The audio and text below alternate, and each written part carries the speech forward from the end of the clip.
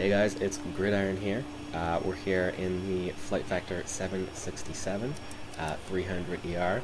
We're going to be taking a medium range flight from Toronto, which is where we're leaving from now, and we're going to be going to Philadelphia. So it's about 400 and something nautical miles. It's going to be about a 1 hour flight.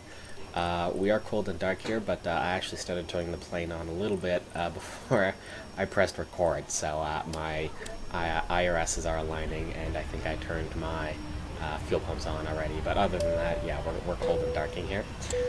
We're going to be taking off. We're going to be flying down there, and then we're going to be doing a manual landing, so that's all going to be in the video. And when we do the manual landing, I'm going to go over some things with you. Basically, I've been spending most of my time just trying to, learn the proper manual landing procedure for a couple of my planes, especially the 767. And I have a plugin from ASSO, the landing speed plugin, that it's rather wrong, and I'm going to talk to you guys about that. So here we go.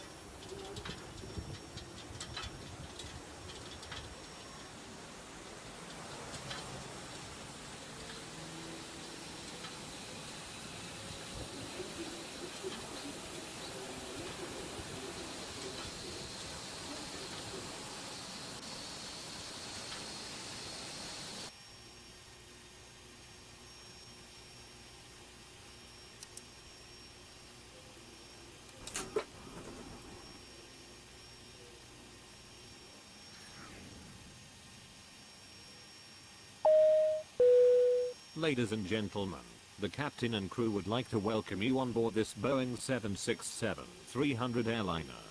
If you haven't already done so, please stow your carry-on luggage underneath the seat in front of you, or in an overhead bin. The flight crew will do everything possible to make your flight comfortable and enjoyable. Xplane.org, Step to Sky, and Flight Factor wish you a pleasant flight experience.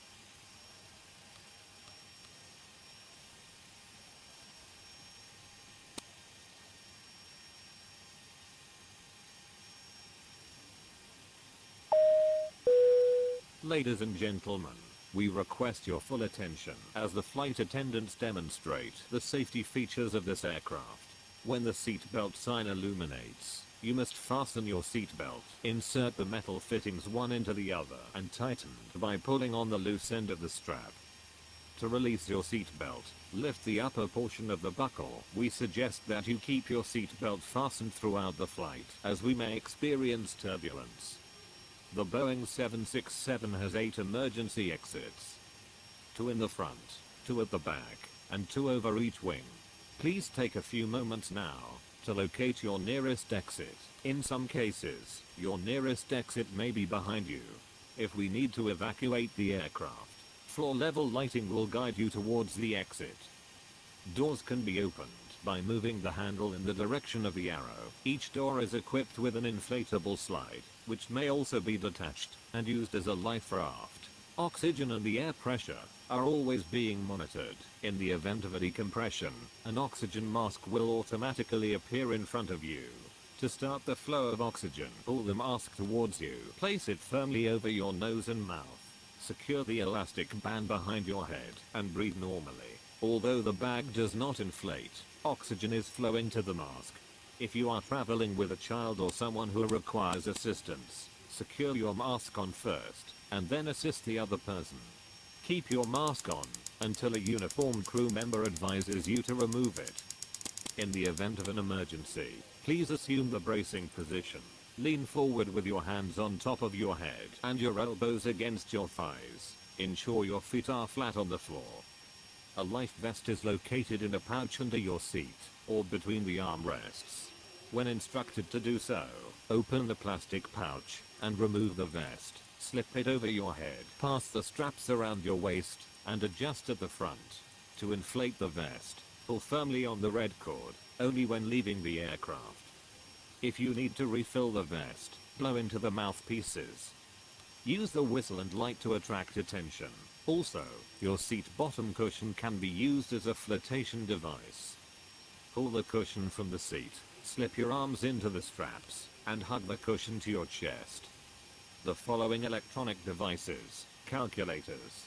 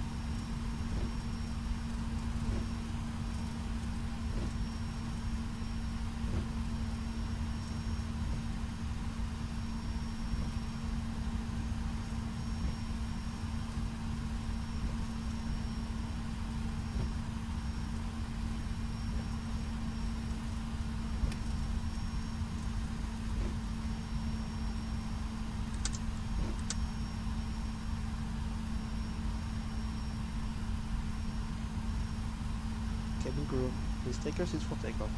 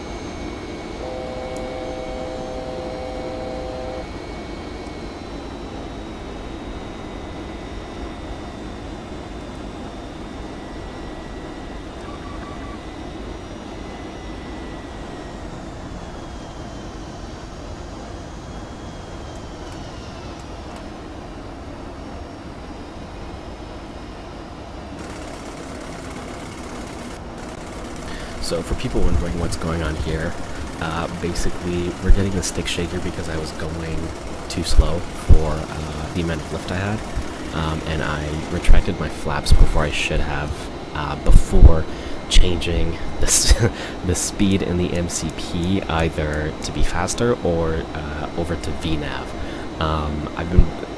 I've been using the A330 quite a lot, and the A330 system for auto throttle is much different. So this was just a little mistake I made because I've been very used to the A330. The A330's auto throttle is a little bit more generous in that manner, and I forgot that the Boeing takes a little bit longer to speed itself back up. So we have a little bit of a stick shaker here, but all in all, I mean it's not much of a problem.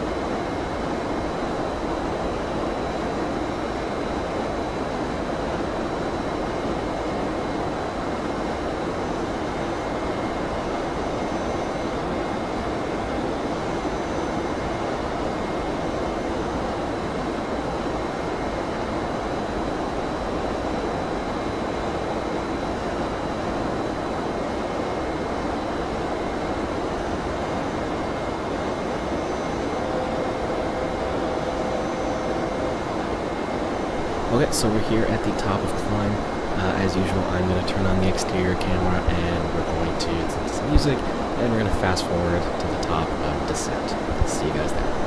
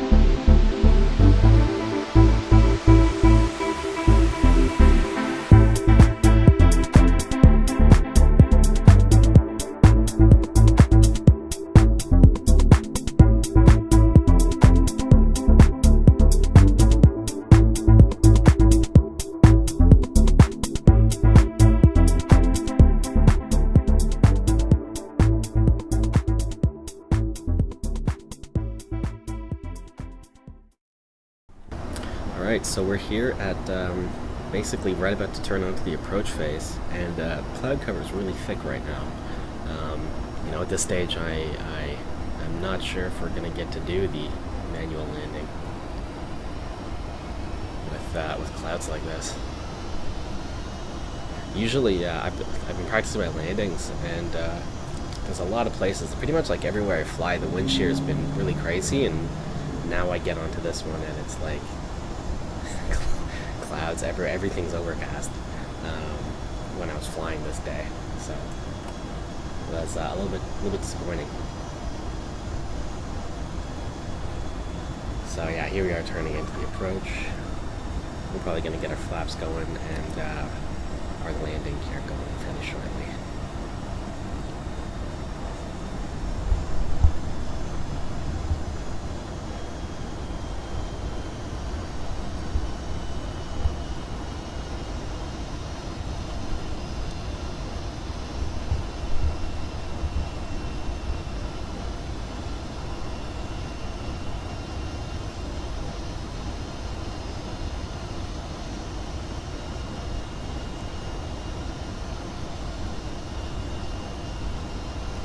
So in that magenta triangle on our forward display here, starts to get down to about that center line.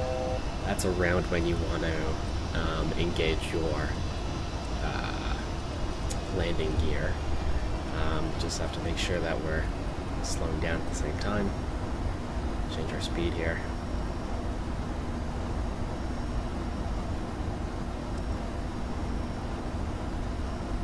Approach.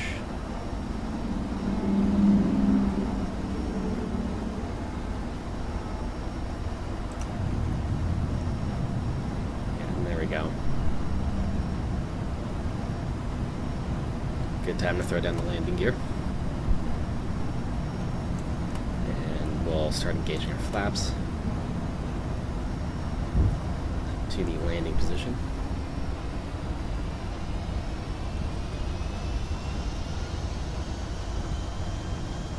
And our landing speed was predicted to be 146 by our FMC, so we'll use 146. Usually I try to land around 103.5, but I think we're still quite heavy with this flight, so I think we need to go a little bit faster. We can't quite get down that low, or else we'll stall out of the sky, and as you can see on our forward display, it's suggesting it's not a good idea for us to go that low with the yellow line there. So the red dashed lines are the stick shaker region, and the yellow lines are not safe. So yeah, we'll stay at 146 for now.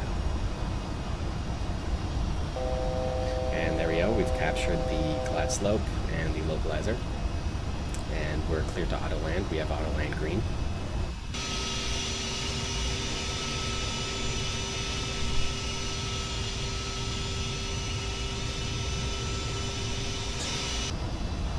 A really nice new Air Canada livery from Cessna Rocks. Great skinner. 1,000. And once we get so we're hitting 1,000 here, radio altimeter. Once we get down to about between 6 and 5 is usually when I take over for manual landing. And yeah, we have VFR now. We can actually see the runway. Luckily, we actually got the manual landing in, so yeah, I'll definitely be doing a manual landing on this one.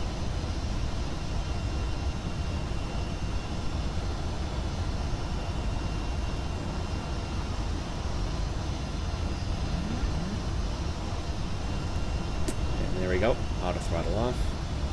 Or sorry, autopilot off.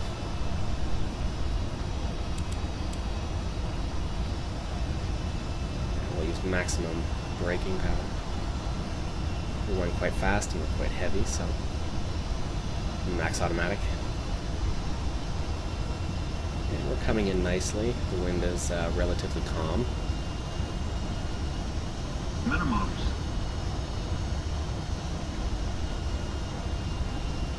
Yeah, this is fine. This is good. 100. We're a little bit under the glide slope, but that's okay. That's 100. 50. We should pass over 100 and hit the threshold. Light slow. 30. 20. And we're making good time. And that's a landing. Now, as you can see, we got the rating "You are fired." Now, this is what I wanted to talk about earlier. So, this rating that it gives you, it's useful for knowing your G-force, your landing G-force, and your feet per second, or feet per minute, sorry. But the ratings are angled towards general aviation. Okay, so coming in at 1.5 G, that's a perfectly okay landing. So if you're like around 1 G, that's excellent. If you're past 2, that's pretty bad. That's like you'd probably be disciplined if you're a real pilot. So 1.5 is it's not amazing, but it's a pretty good land. It's an okay landing. It's acceptable. 402 is it's okay. We can probably do better, but all in all, it was a pretty decent landing. So we're going to just take a turn off here, and then we're going to watch it again on the tower camera, just to see how that looked from the outside. And I think you'll see that once you watch it from the outside, it pretty much demonstrates that it was a perfectly fine landing. So here's the replay mode. We'll switch to the tower. And we'll replay.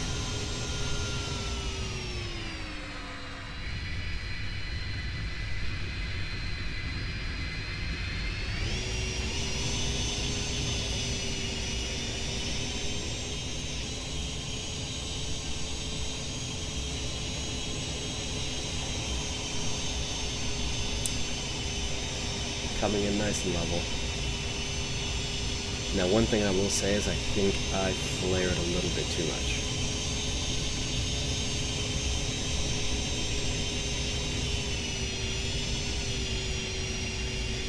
Yeah, and as you can see, that was a pretty soft landing. That was perfectly okay. So I think we did a pretty good job there.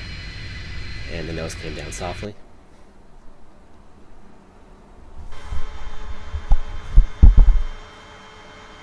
And here we are again. So I'm basically just going to go park this bad boy, turn it off. If you want to watch me taxi around, feel free. Otherwise, you can probably turn the video off now if you're done. But yeah, I always make it a habit to actually taxi to a stand, unload the plane, and turn it off. So thanks for watching, guys. Enjoy.